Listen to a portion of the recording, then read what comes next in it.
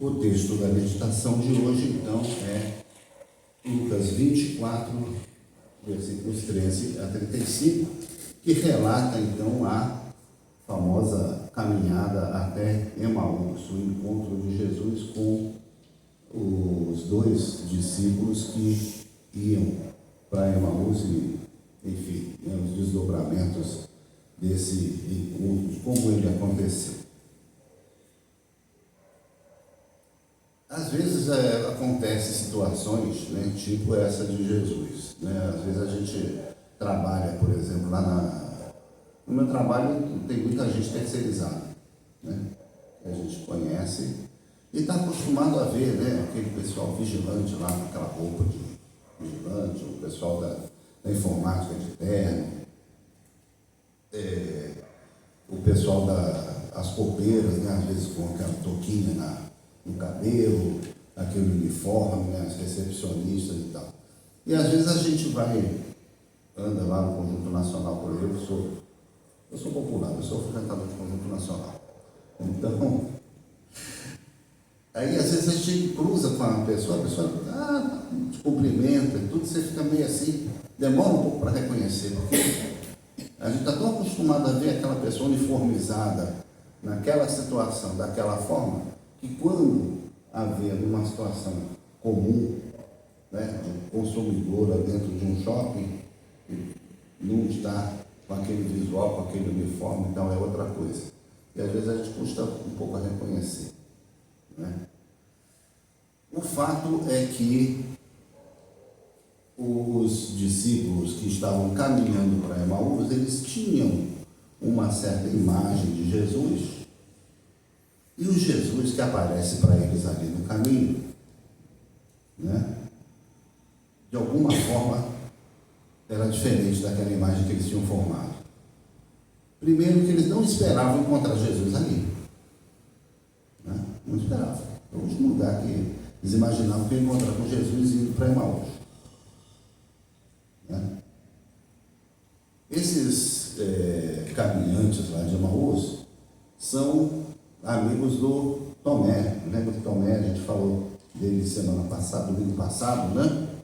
E Tomé não aguentou ficar dentro daquela sala trancado. Né? E esses dois também não quiseram ficar lá. Eles esperaram 3 dias, pela tradição judaica, 3 dias, a alma do morto, né, ou da pessoa enterrada ainda poderia retornar, se manifestar e tal. Passou 3 dias e disse, não, agora parece que morreu mesmo, né? Então, não tem jeito. Vamos voltar para casa, vamos tratar da vida, vamos cuidar, né, da casa que está fechada lá em Emaús. E há algumas especulações sobre quem seriam esses 2 discípulos. Como só um é mencionado, só um homem, não diz o nome do outro, então é muito provável que tenha sido um casal. O nome da mulher não aparecia, infelizmente na Bíblia acontece isso em muitas situações, então podia ser um casal que estava voltando para sua casa, depois da grande aventura de ter andado com Jesus durante esse tempo e ter ido a Jerusalém, ter passado tudo aquilo, né? Outra especulação interessante, que não tem nenhuma importância assim do texto, mas que esse Clopas ou Cleófas seria tio de Jesus, seria parente de José, tio de Jesus. Tradição aí antiga, atribuída a Eusébio, escritor, né, da Igreja Antiga. Então, estavam voltando para casa depois, então, dessa desilusão que eles tiveram, né, depois de tudo que aconteceu.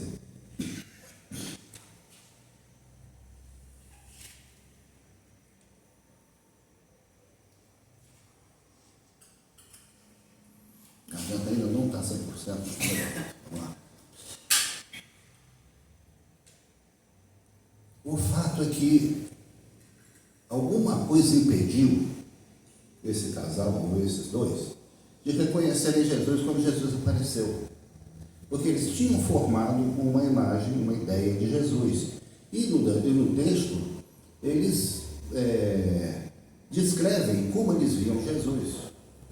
Eles diziam, não, Jesus era aquele que havia de redimir Israel, ou seja, que havia de libertar Israel da sua condição de nação submetida ao domínio estrangeiro, alguém que eventualmente ia liderar um grande movimento, um grande levante popular, e ia então assumir o controle do país. Era essa a esperança que eles tinham. E a imagem que eles tinham de Jesus era a imagem de um profeta. Então, o Jesus que aparece ali na estrada não era esse Jesus vitorioso, não era esse Jesus triunfante, não é? Era um viajante, um caminhante ali no meio da estrada, talvez com uma aparência sofrida, né? Com as feridas pelo corpo que depois ele iria mostrar para os outros discípulos. Não era o Jesus que eles tinham idealizado. E o fato é que conosco acontece muitas vezes a mesma coisa. Idealiza-se um Jesus, e isso está muito em evidência na Igreja Evangélica Brasileira, né? Um Jesus triunfante, um Jesus que vai, né, mandar no Brasil, que vai mandar nas nações, e essa imagem, então, de Jesus triunfante não tem muitas vezes a ver com o próprio Jesus que a gente vê nos evangelhos, porque ele não se apresentava dessa forma. O Jesus histórico, o Jesus que nós conhecemos da palavra de Deus, ele é diferente. Claro, existem as visões de Jesus como Deus, como Rei do Universo, o Jesus que irá, né, voltar em glória. Vai haver esse momento, isso faz parte da nossa fé. Mas até agora, esse Jesus, ele não apareceu. Estava descrito na palavra, mas ele não se manifestou. E o Jesus que nós temos é esse Jesus que se entregou por nós, que se sacrificou por nós. Não é? É essa a imagem que tem mais a ver com a realidade de Jesus Cristo. Né? E não esse Jesus triunfante que eles queriam. Então, com essa divergência de imagens, eles olhavam para Jesus, para o Jesus real, para o Jesus verdadeiro que estava do lado deles, e não reconheciam, estavam presos a uma determinada idealização que eles tinham. Não iam reconhecer Jesus nunca, não é? Mas Jesus então chama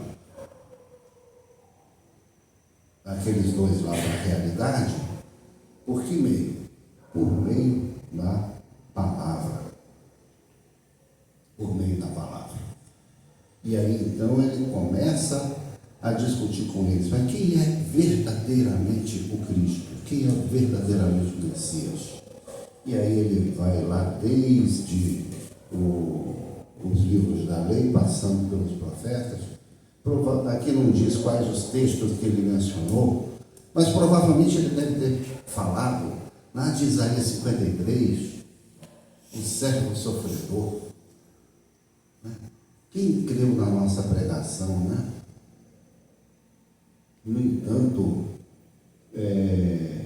nós ouvíamos como um varão de dores, um homem que sabe o que é sofrer. Então ele mostra para eles, olha, o Messias não é essa coisa triunfante que vocês estavam procurando, não. O Messias, ele é sofredor também.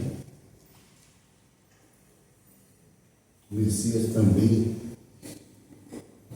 tinha que ser entregue para morrer por toda a nação. É essa mensagem que Jesus traz a partir das Escrituras, a partir do resgate da história da salvação, da história do povo de Deus. E aí, então, eles começam a rever os seus conceitos, as suas ideias, né? Realmente, né? Tem razão, é isso mesmo. Nossa, esse rapaz conhece a Bíblia, né? Ele deve ter até se admirado de encontrar uma pessoa tão versada assim nas Escrituras, né? No meio do nada, ali no caminho. Um caminho que deve ter levado ele bem umas 2h30, porque a distância era 10 quilômetros, 5 km por hora já é uma caminhada na esteira, assim, aquela caminhadazinha, né, firme, né? 5 km por hora, daria 2 horas. Como eles estavam no meio do mato ali, deve ter levado bem umas 3 horas essa conversa de Jesus com esse casal, com esses 2 discípulos que iam lá para essa aldeia. Deu tempo de fazer um sermão bem preparado, né? Bem preparado. Mas ainda não foi suficiente para que eles reconhecessem Jesus. E aí vai um puxão de orelha em nós, né? Em nós pastores, pregadores, obreiros e tal. Porque nós acreditamos, como protestantes principalmente, né, que com a pregação a gente consegue resolver tudo, né? No meio de uma boa pregação você vai ter uma igreja bem formada, consciente, uma igreja que vai saber reconhecer Jesus. Só por meio da palavra, pronto. Não precisa muito mais do que isso. Mas acontece que nós somos ministros da palavra e dos sacramentos. E a igreja tem sacramentos. E a igreja tem comunhão.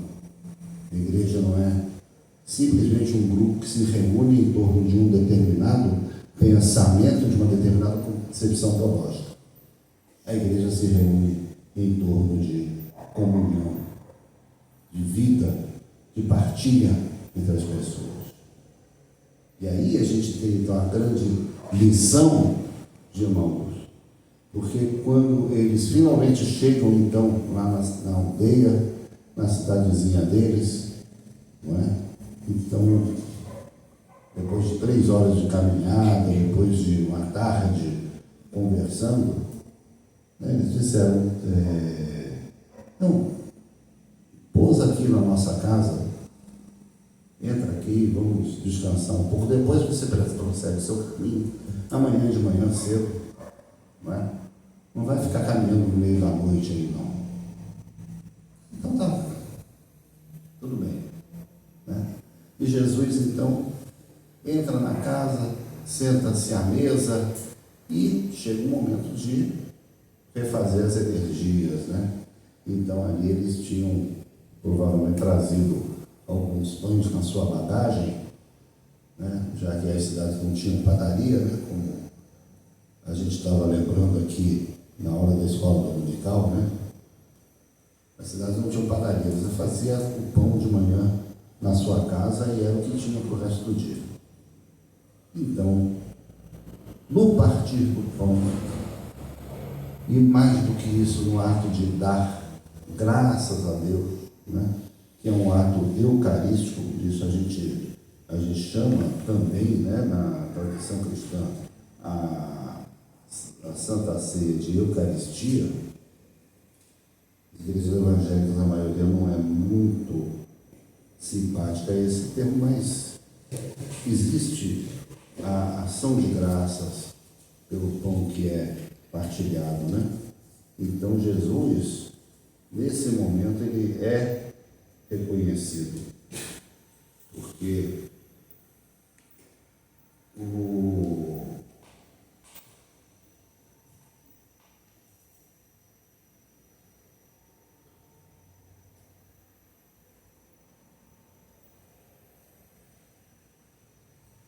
e aconteceu que quando estavam à mesa, tomando ele o pão, abençoou, E, tendo partido, lhes deu. Então se lhes abriram os olhos e o reconheceram. Mas aí ele desapareceu da presença deles. Então foi nesse ato de partir do pão, né, que eles ali, é ele. Isso foi mais eficaz ou foi mais eficiente? Na realidade, a gente não está aqui concorrendo uma coisa com a outra. Tudo está junto. A palavra está junto com o pão, que é partilhado. A palavra está junto com a Eucaristia. Né? E o interessante aqui é que isso que aconteceu nesse caminho para Emaús é o que acontece aqui na nossa igreja e em todas as igrejas. Né? Calvino, inclusive, concebia que todo culto deveria ter celebração de ceia. Para ficar completo, para ter o momento da palavra, ter o momento da partida do pão. Da mesma forma que eles experimentaram isso no caminho de Emaús. O momento da palavra, o momento da partida do pão. Aí Jesus ficou reconhecível para eles, aí eles conseguiram perceber quem ele era. Né? Então, essa mesma experiência nós somos convidados a vivenciar a cada domingo na nossa caminhada de fé. Certo? Agora, Jesus aqui sumiu, desapareceu. Da mesma forma que ele não está fisicamente conosco aqui. É uma coisa. Ele não precisa estar fisicamente conosco, porque ele se dá a reconhecer por esses meios. Então, esse casal, insisto, experimentou exatamente essa dinâmica que nós, enquanto igreja, também experimentamos. A dinâmica da palavra e do sacramento. A partir daí, então, eles até se esqueceram que já estava escurecendo e fizeram todo o caminho de volta para Jerusalém. Né? Não tinha como telefonar, né? Tinha que ir lá levar a mensagem pessoalmente. E eles chegaram em Jerusalém, procuraram lá o lugar onde estavam todos reunidos, meio que escondidos ali, clandestinamente, porque eles tinham que falar com eles. E disse: olha, Jesus estava caminhando com a gente não estava reconhecendo, mas ele está vivo. Para ser mais um testemunho da ressurreição no meio daquela primeira comunidade ali reunida. E eles respondem: não, ressuscitou mesmo. Aí eles têm o retorno do testemunho da ressurreição de Jesus, também da parte daqueles que estavam em Jerusalém. Não é? Esse encontro com Jesus para eles, eles não podiam simplesmente ficar na casa deles cuidando da vida. Eles tinham que voltar para a comunidade para compartilhar com eles esse momento e para, a partir dali, vivenciar tudo o que ia acontecer ainda em Jerusalém, no surgimento da igreja, na manifestação do Espírito Santo, tudo aquilo. Eles não podiam ficar de fora disso. Não é? Então, nós somos também convidados, pela nossa vivência, né, na palavra do sacramento, de estarmos em comunhão com a igreja, de estarmos dispostos a encarar os desafios que a comunidade de fé enfrenta. Essa é a grande lição de Emaús, desses dois que vivenciaram essa experiência muito, muito bonita, muito tocante, muito rica, né, e que nós também temos acesso a ela por meio da fé. Então, que nós estejamos dispostos a caminhar com Jesus e que nós saibamos reconhecê-lo, acima de tudo, né? Eu acho que o grande desafio que fica para nós é esse: se Jesus aparecer do nosso lado, será que nós vamos reconhecer? Qual o nosso Jesus? Em que a gente projeta? O que nos impede de reconhecer o Jesus autêntico, verdadeiro, próximo da gente ao nosso lado. Amém? Amém. Gostaria de compartilhar com vocês nesta noite.